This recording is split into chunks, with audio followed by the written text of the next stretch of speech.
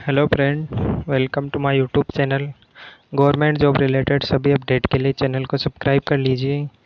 तो आज हम साइंस के टॉप 50 क्वेश्चन देखेंगे। तो सबसे पहला क्वेश्चन है, बेकिंग सोडे का रासायनिक नाम क्या है? तो चार ऑप्शन है आपके पास: sodium bicarbonate, sodium hydroxide, sodium chloride, sodium sulphate.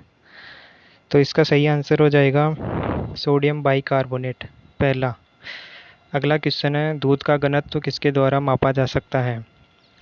तो चार ऑप्शन है: ब्यूटीरोमीटर, थर्मामीटर, हाइड्रोमीटर, लेक्टोमीटर। तो इसका सही आंसर हो जाएगा लेक्टोमीटर, इसका सही आंसर हो जाएगा चौथा ऑप्शन। आगे क्वेश्चन है, एक वयस्क पुरुष में आरसीबी की संख्या कितनी होती है? तो 4.6, 4 मिलियन या 6.5 मिलियन या 5 मिलियन। तो इसका आंसर हो जाएगा 5 मिलियन। अगला क्वेश्चन है, किस धातु में सबसे अधिक ऊष्मा चालकता होती है?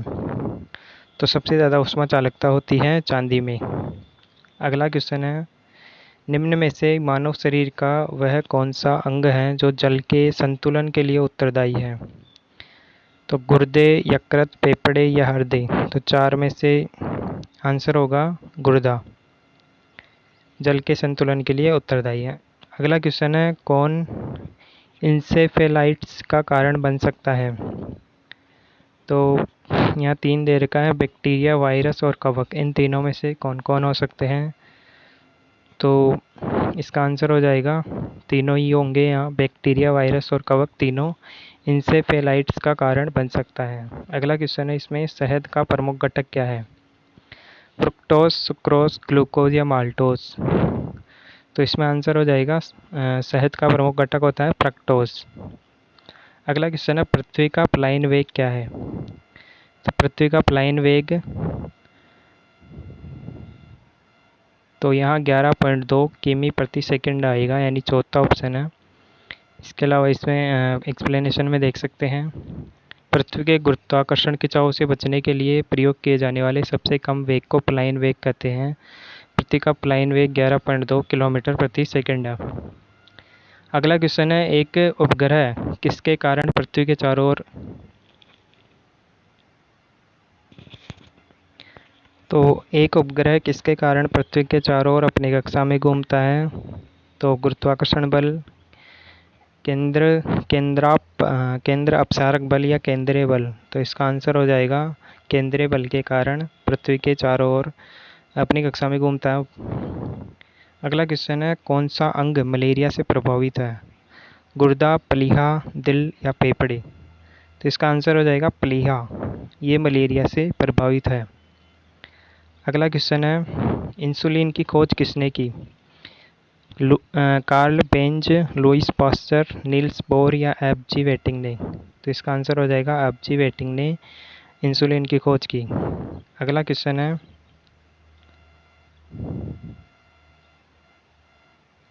वर्षा की बूंद गोलाकार होती है तो ऊपर से गिरने के कारण, सतही तनाव के कारण, जल की शांतता के कारण या वायु घर्षण के कारण। तो इसका आंसर हो जाएगा सतही तनाव के कारण, यानी पृष्ठ तनाव के कारण। अगला क्वेश्चन है, वायुमंडल में कार्बन डाइऑक्साइड के परिमाण में वृद्धि के कारण क्या होता है? ताप में वृद्धि होती है, ताप में कमी होती है, या मौसम के अनुसार परिवर्तन या तापमान में निरंतर कमी। तो इसका आंसर हो जाएगा ताप में वृद्धि होती है। जब बर्फ का टुकड़ा पिघलेगा तो परिणाम होगा, क्या होगा परिणाम? पानी के स्तर में परिवर्तित होगा, पानी के स्तर में अपरिवर्तित होगा, पानी के स्तर में कमी होगी या पानी के स्तर में वृद्धि होगी। तो इसका आंसर हो जाएगा पानी के स्तर में कोई परिवर्तन नहीं होगा, अपरिवर्तित रहेगा। अगला क्वेश्चन है, टमाटर का रंग पकने पर लाल क्यों हो जाता है? क्लोरोफिल के कारण, एसिटिक अम्ल के कारण, क्रोमोप्लास्ट के कारण या साइटोप्लाज्म के कारण। तो ये होता है क्रोमोप्लास्ट के कारण। अगला क्वेश्चन है, भारत में राष्ट्रीय सुशासन दिवस कब मनाया जाता है? 24 दिसंबर, 25 दिसंबर, 26 दिसंबर या 31 दिसंबर। तो राष्ट्रीय सुशासन दिवस 25 दिसंबर को मनाया जाता है। अगला क्वेश्चन है, ब्रह्मांड में सबसे अधिक मात्रा में कौन सा तत्व पाया जाता है? Helium, oxygen, hydrogen, nitrogen. तो सबसे ज़्यादा हाइड्रोजन पाया जाता है। अगला क्वेश्चन है नाइट्रोजन स्थिरीकरण स्थिरीकरण लेग्यूम बैक्टीरिया है। रोडोस्प्लिरियम, प्लाज्मोडियम, एनापेक्टर या राइजोबियम। इसका आंसर हो जाएगा राइजोबियम।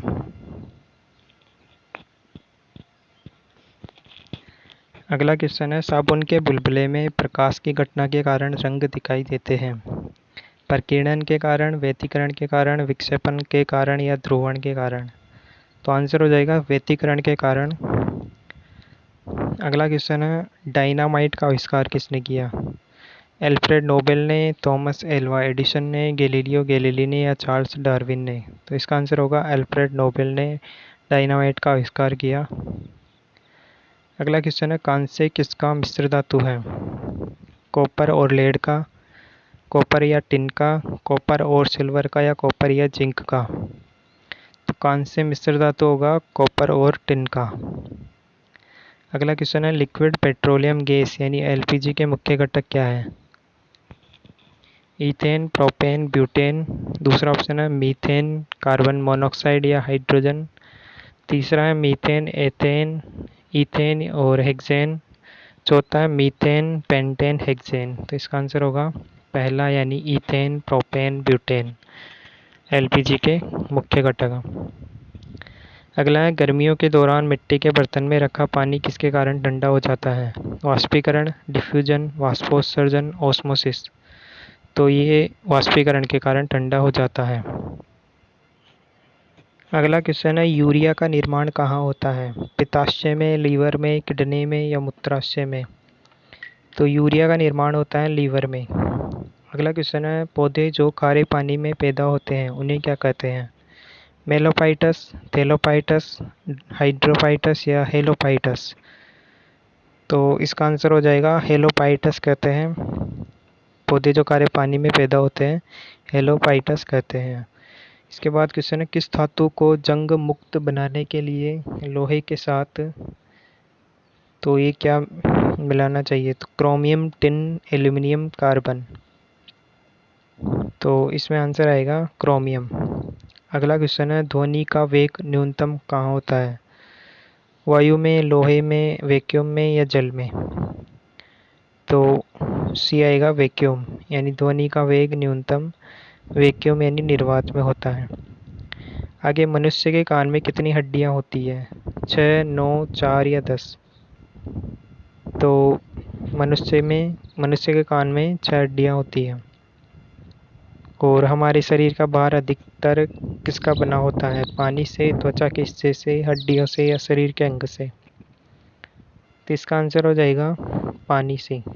तो हमारे शरीर का अधिकतर भार जो होता है पानी से बना होता है। मनुष्य के शरीर में 75% तक पानी होता है। अगला क्वेश्चन है कृत्रिम वर्षा के लिए किस पदार्थ का उपयोग किया जाता है। सिल्वर आयोडाइड, सिल्वर ब्रोमाइड या अमोनियम नाइट्रेट या सभी। तो इसमें आएगा सिल्वर आयोडाइड का प्रयोग किया जाता है कृत्रिम वर्षा के लिए। अगला क्वेश्चन है हड्डियों में फास्फेट किस रूप में पाया जाता है। विटामिन के रूप में, कैल्शियम के रूप में, प्रोटीन के रूप में या ऊर्जा के रूप में। तो हड्डियों में फास्फेट पाया जाता है कैल्शियम के रूप में। अगला क्वेश्चन है रेबीज के टीके की खोज किसने की। हेनरी डेवी ने, चार्ल्स डार्विन ने, लुईस पास्चर ने या कोई नहीं। तो लुईस पास्चर ने रेबीज के टीके की खोज की और रेबीज का टीका कुत्ते के काटने से लगता है। तो लुईस पास्चर ने रेबीज के टीके की खोज की। अगला क्वेश्चन है एक आवर्तिक गति से घूमने वाली चक्के की प्रति सेकंड घूर्णन किससे मापी जाती है। क्रोनोमीटर, हाइड्रोमीटर, कैलिपर्स या स्ट्रोबोस्कोप। तो स्ट्रोबोस्कोप से मापी जाती है। रेडियो तरंगें वायुमंडल के किस मंडल से परावर्तित होती है। आयन मंडल में, समताप मंडल में, मध्य मंडल में या इनमें से कोई नहीं। तो इसका आंसर हो जाएगा आयन मंडल में परावर्तित होती है।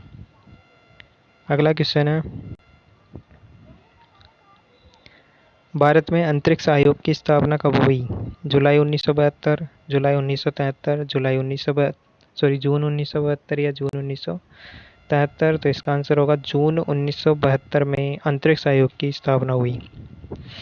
अगला क्वेश्चन है, हेक्सामिथाइलिन डाइमाइन और एडिपिक अम्ल के संघनन से कौन सा पॉलीमर प्राप्त होता है?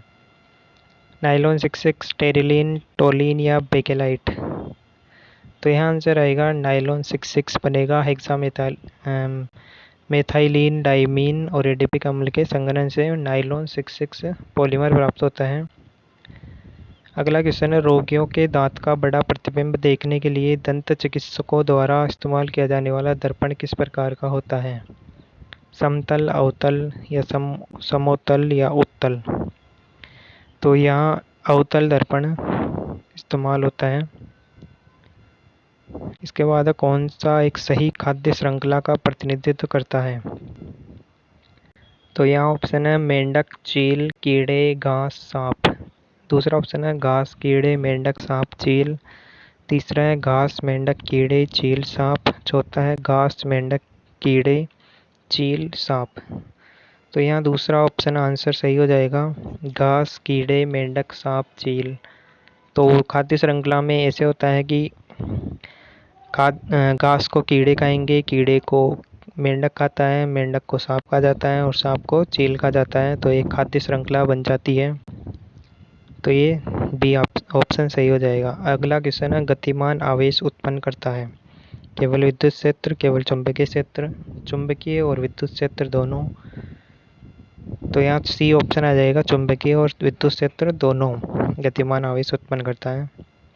आगे, पौधे के किस भाग से हल्दी प्राप्त होती है? तने से, जड़ से, फूलों से, किससे होती है? तो इसमें आएगा आंसर तने से हल्दी प्राप्त होती है। अगला क्वेश्चन है, तो कौन सा कथन उपापचय के बारे में सत्य नहीं है? तो गलत कथन आपको पता करना है। तो पहला ऑप्शन है, वयस्कों की तुलना में छोटे लोगों में आमतौर पर धीमी उपापचय होता है। दूसरा ऑप्शन है, बेसल उपापचय जीवन को बनाए रखने के लिए आवश्यक ऊर्जा की मात्रा है। तीसरा है, बेसल उपापचय को आपके शरीर के निष्क्रिय होने पर जली हुई कैलोरी की मात्रा से मापा जाता है। चौथा है, उपापचय कई कारकों से प्रभावित होता है जैसे आनुवंशिकता और उम्र। तो यहाँ पहला ऑप्शन सही हो जाएगा, यानी वयस्कों की तुलना में छोटे लोगों में आमतौर पर धीमी उपापचय होता है। तो ये क्वेश्चन मतलब असत्य कथन पता करना था, तो पहला ऑप्शन आंसर आएगा। बाकी 3 कथन सत्य हैं। इसकी एक्सप्लेनेशन भी दे रखी है कि वयस्कों की तुलना में छोटे लोगों में आमतौर पर धीमी उपापचय होता है। उपापचय जीवों की कोशिकाओं के भीतर जीवन निर्वाह रासायनिक परिवर्तनों का समूह है। उपापचय के 3 मुख्य उद्देश्य हैं, सेलुलर प्रक्रियाओं को चलाने के लिए भोजन, ईंधन का ऊर्जा में रूपांतरण, प्रोटीन, लिपिड, न्यूक्लिक एसिड और कुछ कार्बोहाइड्रेटों के लिए भोजन, ईंधन का निर्माण, ब्लॉकों में रूपांतरण और नाइट्रोजन युक्त कचरे का उन्मूलन। वयस्कों की तुलना में कम उम्र के लोगों का मेटाबॉलिज्म तेज होता है, इसलिए दिया गया कथन छोटे लोगों में आमतौर पर वयस्कों की तुलना में धीमी उपापचय होता है गलत हो जाएगा। अगला क्वेश्चन है, कौन सा कथन सही है? सही कथन पता करना है। तो सभी धातुएं तन्य होती है या सभी अधातुएं तन्य होती है? सामान्यतः धातुएं तन्य होती हैं या कुछ अधातुएं तन्य होती है? तो इसमें सी आंसर सही हो जाएगा कि सामान्यतः धातुएं तन्य होती हैं, बिल्कुल सही कथन है। अगला क्वेश्चन है, कौन सा ग्रह सबसे तेज घूमता है? मंगल, बृहस्पति, बुध या शुक्र? तो सबसे तेज घूमने वाला ग्रह हो जाएगा बृहस्पति, सबसे तेज घूमता है और ये ब्रह्मांड का सबसे बड़ा ग्रह है। बृहस्पति सबसे बड़ा ग्रह है। इसके अलावा बुध जो है सबसे छोटा ग्रह है, शुक्र को भोर का तारा कहते हैं और मंगल को मार्स भी कहते हैं। ठीक है, ये इसके बाद मोह स्केल का उपयोग किसको मापने के लिए करते हैं? पदार्थ की प्रत्यास्थता, किसी पदार्थ की तरलता, पदार्थ की शांतता या पदार्थ की कठोरता? तो चौथा ऑप्शन आ जाएगा, पदार्थ की कठोरता को मापने के लिए मोह स्केल का प्रयोग किया जाता है। अगला क्वेश्चन है, एक्वस बर्चेली किसका वैज्ञानिक नाम है? भैंस का, गधे का, घोड़े का या जेब्रा का? तो जेब्रे का वैज्ञानिक नाम है एक्वस बर्चेली। अगला क्वेश्चन है, शरीर में थायराइड हार्मोन का बहुत अधिक स्राव का कारण क्या है? हाइपोथायराइडिज्म या हाइपरथायराइडिज्म, गोइटर? कौन सा आंसर होगा? तो इसमें हो जाएगा हाइपरथायराइडिज्म, दूसरा ऑप्शन। अगला क्वेश्चन है, फाइकस बेंगेलिनसिस का वैज्ञानिक नाम है? तो ये बबूल, तुलसी, बरगद या अनानास? तो इसमें सही आंसर हो जाएगा बरगद का वैज्ञानिक नाम है फाइकस बेंगेलिनसिस। अगला क्वेश्चन है, जीवाणु को किस रूप में वर्गीकृत किया जाता है? यूकेरियोटिक या प्रोकैरियोटिक या दोनों? तो यहाँ जाएगा प्रोकैरियोटिक जीव। जीवाणु को प्रोकैरियोटिक जीव कहते हैं, इनमें वर्गीकृत किया जाता है। आगे है, तंबाकू की आदत किससे होती है? कोकीन से, कैफीन से, निकोटीन से या हिस्टामिन से? तो यहाँ बिल्कुल सही सी आंसर हो जाएगा निकोटीन तंबाकू के अंदर होता है, उसी की वजह से उसकी आदत पड़ जाती है, तो तंबाकू का सेवन नहीं करना चाहिए। अगला क्वेश्चन है, वायु प्रदूषण का कौन सा स्रोत नहीं है? वाहन, उद्योग, ठोस अपशिष्ट, धूल के कण? तो वायु प्रदूषण का स्रोत ठोस अपशिष्ट नहीं है, जबकि वायु प्रदूषण के स्रोतों में वाहन, उद्योग, धूल के कण आते हैं, इनसे वायु प्रदूषण होता है, जबकि ठोस अपशिष्ट से वायु प्रदूषण नहीं होता, तो इसका स्रोत नहीं है। तो इसी के साथ ये क्वेश्चन पूरे हो चुके हैं। तो कमेंट करके बताइए कि कैसा लगा ये सेशन, और अगर ऐसे ही आप आगे भी सेशन देखना चाहते हैं तो उसके लिए भी कमेंट कर दीजिए, और इस वीडियो को लाइक कर दीजिए और सब्सक्राइब कर लीजिए हमारे चैनल को। और